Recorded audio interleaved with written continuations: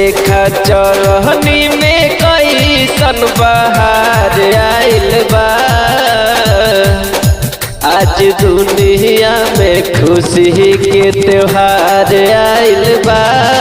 आज दुनिया में खुशी के त्योहार आइल बा। आज दुनिया में खुशी के देखा चरहनी में कैसन बहार आइल बा। आज दुनिया में खुशी के त्योहार आइल बा। आज दुनिया में खुशी के त्योहार आइल बा। आज दुनिया में खुशी के स्वर्गदूत आई के खबर जनावे।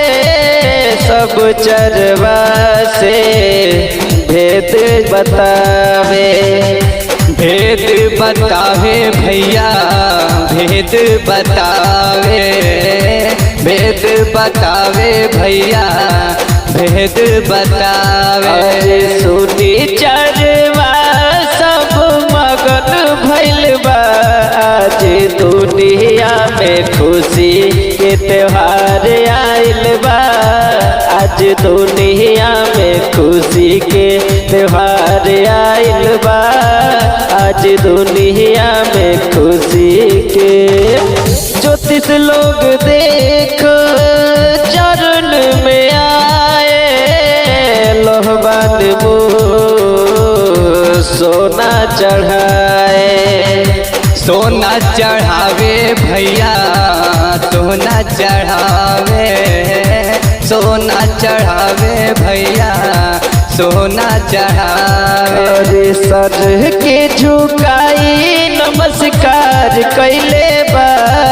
आज दुनिया में खुशी के त्योहार आइल बा। आज दुनिया में खुशी के त्योहार आइल बा।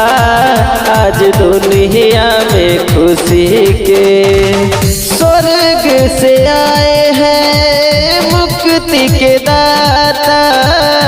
हम सब भाई के यही एक विधाता।